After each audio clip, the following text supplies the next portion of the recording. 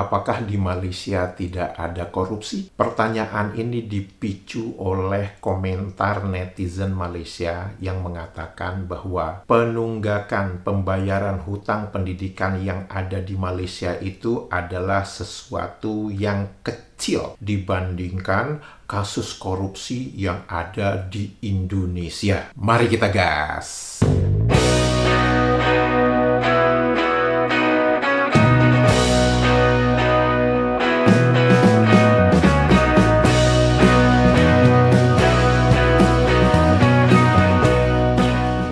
Halo, apa kabar semuanya teman-teman? Semoga kita semua dalam keadaan sehat walafiat. Amin ya robbal alamin. Selamat datang di kanal ini, kanal yang berbicara tentang perbandingan kosakata menurut Kamus Besar Bahasa Indonesia dan Kamus Melayu Malaysia terbitan Dewan Bahasa dan Pustaka. Kanal ini juga berbicara pernak-pernik dan informasi tentang Malaysia dan semoga itu bermanfaat untuk netizen Indonesia. Ketika di dalam salah satu video saya berbicara tentang tunggakan hutang pendidikan di Malaysia, yang sebenarnya video tersebut adalah merespon salah satu komentar dari netizen Malaysia. Ada dong komentar dari salah satu netizen Malaysia yang mengatakan bahwa penunggakan hutang pendidikan di Malaysia itu adalah sesuatu yang membawa efek kerusakan yang kecil.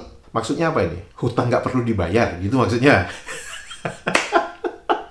Netizen Malaysia ini memberikan beberapa contoh dan membandingkan beberapa kasus korupsi yang ada di Indonesia. Dan netizen Malaysia ini mengatakan bahwa betapa rusak dan parahnya sistem bernegara di Indonesia. Sepertinya netizen Malaysia ini adalah korban propaganda di mana kita mengetahui bahwa 60% berita tentang Indonesia yang ada di Malaysia itu adalah memberitakan hal-hal yang negatif dan cenderung mempunyai gaya bahasa yang hiperbola. Secara implisit, netizen Malaysia ini mengatakan bahwa di Malaysia itu tidak ada kasus korupsi. Kalaupun ada kasus korupsi, maka itu tidak akan merusak dan membuat parah sistem bernegara di Malaysia. Gitu kan maksudnya? Baiklah, Indonesia itu parah memang korupsinya dibandingkan di Malaysia, ya. Oke. Komentar netizen Malaysia seperti ini justru membuat saya ingin mencari informasi apakah di Malaysia tidak ada korupsi. Membuat saya ingin mengetahui seberapa parah korupsi di Malaysia. Contoh klasik kasus mega korupsi yang ada di Malaysia itu adalah kasus 1MDB atau kalau kita dalam bahasa Indonesianya 1MDB, yaitu One Malaysia Development Berhad gitu ya. Nggak tahu lah. Pokoknya 1MDB itu adalah suatu lembaga keuangan di mana uangnya itu mengambil dari, misalkan kalau di Indonesia dari BPJS, dari tabungan-tabungan yang dikumpulkan oleh rakyat untuk jaminan hari tua. Nah, uangnya itu diambil, dimasukkan ke dalam 1MDB sebagai alasan untuk investasi supaya itu bisa menghasilkan uang lebih banyak lagi melalui investasi-investasi yang ada. Namun, ternyata 1MDB itu dikorupsi. Siapa tokoh sentral di dalam kasus 1MDB itu? Siapa lagi kalau bukan mantan Perdana Menteri Malaysia, yaitu Najib Razak. Coba Anda bayangkan ya, penasehat 1MDB melaporkan kepada Menteri Keuangan Malaysia tentang misalkan, saya mau investasi uang, saya mau menginvestasi uang yang ada di 1MDB ini kepada misalkan pada perusahaan, kepada apalah gitu ya. Penasihat 1MDB ini melaporkan kepada Menteri Keuangan Malaysia bahwa 1MDB akan melakukan investasi kepada perusahaan ini, kepada itu, agar supaya bisa mendapatkan hasil yang lebih banyak lagi. Kemudian, Menteri Keuangan Malaysia ini melaporkan apa yang direkomendasikan oleh penasihat 1MDB ini kepada Perdana Menteri Malaysia. Ketiga-tiga posisi tersebut, penasehat 1MDB, Menteri Keuangan Malaysia, Perdana Menteri Malaysia, itu dipegang oleh satu orang. Siapa? Najib Razak. Jadi bayangkan ya, Najib Razak melaporkan kepada Najib Razak, dan Najib Razak melaporkan kepada Najib Razak juga. Jadi di mana check and balance-nya itu? Bahkan beberapa kasus 1MDB itu juga melibatkan negara lain, seperti ada pengadilan di Swiss. Negara Amerika Serikat sendiri melakukan investigasi atas bagaimana pencucian uang 1MDB itu dilakukan di Amerika Serikat. Dengan semua bukti yang berjibun seperti itu, masih banyak rakyat Malaysia yang mengatakan bahwa Najib Razak ini tidak mempunyai konflik kepentingan, tidak bersalah, masih dipanggil bosku, bahkan masih dialuk-alukan oleh sebagian rakyat Malaysia. Sakit. Saya tidak akan membicarakan kasus 1MDB di dalam video ini, karena menurut saya hanya orang yang seperti katak dalam tempurung saja tidak bisa melihat semua bukti-bukti yang ada itu. Menanggapi komentar netizen Malaysia yang memberikan kesan seolah-olah di Indonesia itu banyak kasus korupsinya, dan di Malaysia itu tidak ada kasus korupsinya. Bahkan kalaupun ada, itu pun sedikit. Meskipun ada contoh segede dinosaurus untuk kasus mega korupsi 1MDB ini, netizen Malaysia ini masih tetap nyolot. Maka saya mengambil informasi tentang data korupsi di Malaysia, dan ini masih segar banget. Data korupsi ini disampaikan oleh Wakil Kepala Polisi Malaysia. Dadah ni kan, daripada 1983 sampai sekarang 2024, tak habis-habis dah 40 tahun kan, 41 tahun. Saya cakap dengan PM, YB PM, kata, Tok Si, kalau saya ni saya nak cuci dalam tu. Lepas tu baru nak fokus pada luar tu. Dah 41 tahun, dadah musuh nombor satu negara, dadah musuh nombor tak habis-habis juga, dadah kan. Seperti kita lihat dalam cuplikan pertama, Wakil Kepala Polisi Malaysia ini mengatakan bahwa sejak tahun 1983 sampai 2024, sekitar 41 tahun, kejahatan utama yang ada di Malaysia itu disebutkan sebagai masalah narkoba. Tapi, walaupun sudah 41 tahun, masalah narkoba juga tidak selesai. Dan narkoba sebagai kejahatan utama itu disalib oleh korupsi. Tu sekarang ni tuan, fokus dia rasuah. Rasuah tu lah musuh nombor satu negara tuan. Kita kerugian daripada ketirisan, rasuah sebagainya lah. Salah terkira 40 ke 60 bilion setahun. Untuk 25 tahun kebelakangan ini, 3 trilion kita rugi dengan isu rasuah tuan. Trilion, bukan bilion. Ini rekod SPRM untuk tahun 2018 hingga 2023. RM 277 bilion daripada rasuah. Tu apa nak jadi Malaysia? Kalau kita tak tangani isu ni tuan-tuan, apa nak jadi? Kita akan regress macam saya kata. Bukan progress, kita akan menuju kehancuran tuan. Di video itu kita bisa melihat berapa rata-rata nilai korupsi yang ada di Malaysia dalam setahun. Sekitar 40 sampai 60 bilion ringgit. Kalau kita ingin setarakan dengan Indonesia rupiah sebesar 143 sampai 214 triliun rupiah. Berapa total uang korupsi di Malaysia dalam 25 tahun terakhir? 3 triliun ringgit Malaysia. Data dari MACC atau KPK-nya di Malaysia itu menunjukkan bahwa jumlah total nilai korupsi dari tahun 2018 sampai 2023 itu adalah 277 bilion ringgit Malaysia, dan itu setara dengan 988 triliun rupiah. Apakah netizen Malaysia ini menyadari bahwa kejahatan utama di Malaysia saat ini adalah korupsi? Mari kita lanjutkan. Ni black economy. Banyaklah ekonomi gelap. Yang kontraben lah, itulah, ini tak bayar cukai tuan. 330 hingga 355 bilion. Itu 30% daripada hasil KDNKA kita. Cukai. Yang mengelak cukai tuan ni.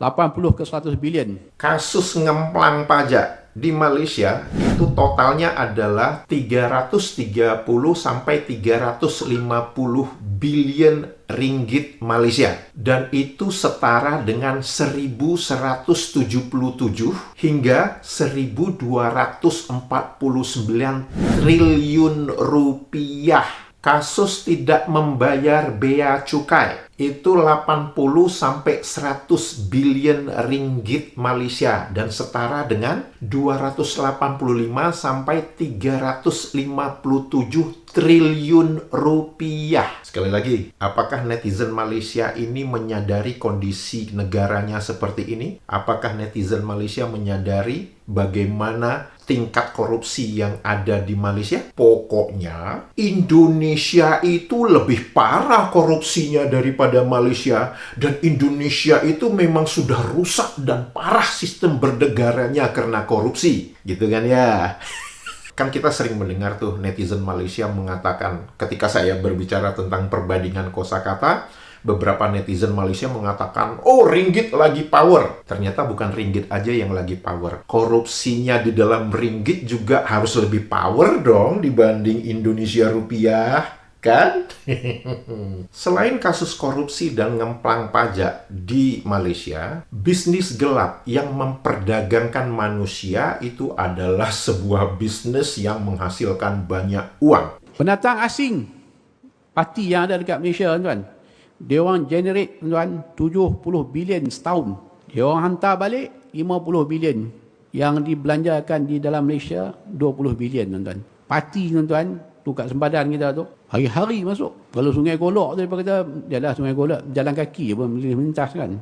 Hari-hari. So, apa agensi penguatkuasaan kita buat? Saya bukan cakap polis lah, semua lah. Kan? APMM lah, polis lah, KDNKA lah, apa lagi ada. Navy, polis marine, tentera yang jaga sempadan.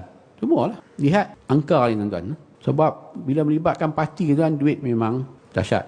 Seorang orang Bangla yang nak menyusup masuk Malaysia bayar sampai 20,000 satu kepala, kan? Daripada Myanmar tu ataupun Bangladesh nak masuk ikut rantau panjang dia bayar 20,000, kan? Tu duit memang banyak, berbilion-bilion, kan? Mereka memperdagangkan orang-orang yang ada dokumen, yang kadang-kadang mempunyai dokumen paspor tapi tidak mempunyai izin kerja, dan hal-hal yang berkaitan dengan pendatang asing tanpa izin. Berapa total uang yang dihasilkan dari perdagangan manusia ini? 70 bilion ringgit Malaysia, dan itu setara dengan 250 triliun rupiah. Bahkan disebutkan di dalam video oleh Wakil Kepala Polisi Malaysia tersebut, beliau mengatakan orang Bangladesh yang mau masuk melalui Kelantan sana itu harus membayar 20.000 ringgit per orang.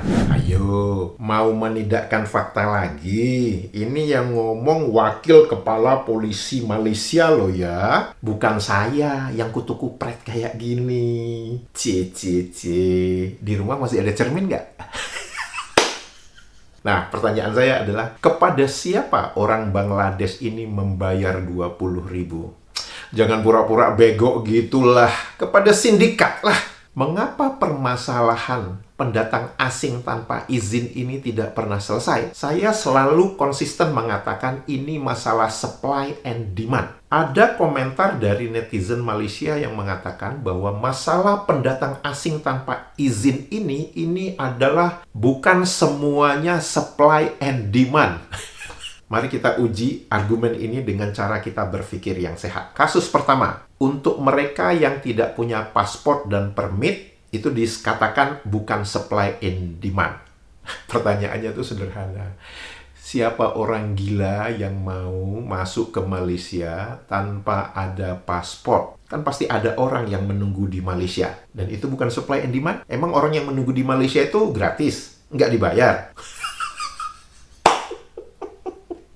Kasus yang kedua, dikatakan oleh netizen Malaysia ini adalah mereka yang mempunyai paspor dan menyalahgunakan visa turis. Tidak punya agen, tidak ada ikatan kontrak kerja, katanya gitu kan. Jadi orang ini masuk terus menyalahgunakan izin tinggal sebagai turis. Majikan yang mempekerjakan tenaga kerja yang seperti ini itu banyak. Mereka yang hanya sebagai turis masuk ke Malaysia tapi dipekerjakan juga oleh majikan-majikan yang ada di Malaysia. Itu bukan supply and demand?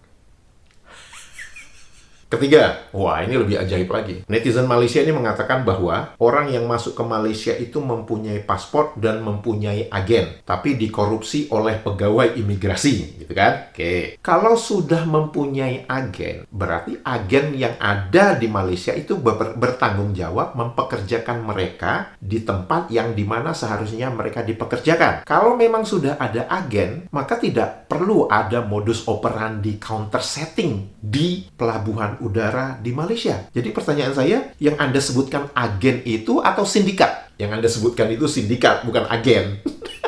Dan itu bukan supply and demand. Ketiga kasus yang Anda sebutkan, itu semua supply and demand. Tentu dengan skala pembayaran, skala uang yang berputar yang berbeda. Oleh karena itu, permasalahan pendatang asing tanpa izin, mau yang ada paspor yang Anda katakan itu, yang punya paspor menyalahgunakan visa turis, dan yang Anda sebutkan, mempunyai agen, mempunyai ikatan kontrak, itu semua didasari oleh supply and demand. Dan itu melibatkan negara asal, oknum imigrasi, dan mereka yang dimanipulasi. Ada kalimat menarik yang diucapkan oleh Wakil Kepala Polisi Malaysia, di mana beliau mengatakan, pergi ke Mekah minta ampun, pulang ke Malaysia, korupsi jalan terus.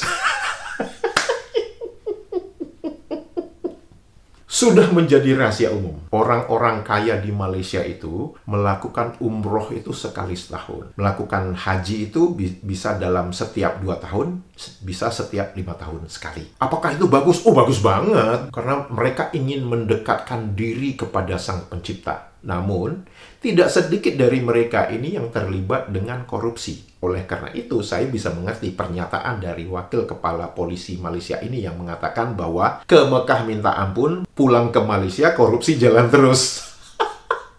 Data menunjukkan bahwa korupsi itu adalah kejahatan utama di Malaysia. Jika Anda melihat sisi jeleknya tentang Indonesia, saya mengerti. Karena Anda dicekokin dengan berita yang 60% itu negatif tentang Indonesia. Sehingga Anda mempunyai persepsi bahwa tingkat korupsi di Indonesia lebih parah ketimbang tingkat korupsi yang ada di Malaysia. Gitu kan ya? Mengapa Anda tidak berkaca dengan kasus mega korupsi 1MDB yang dilakukan oleh mantan Perdana Menteri Malaysia itu? Di rumah masih ada cermin kan ya? Semoga video ini tidak membuat Anda seperti katak dalam tempurung. Walaupun harapan semoga itu tipis.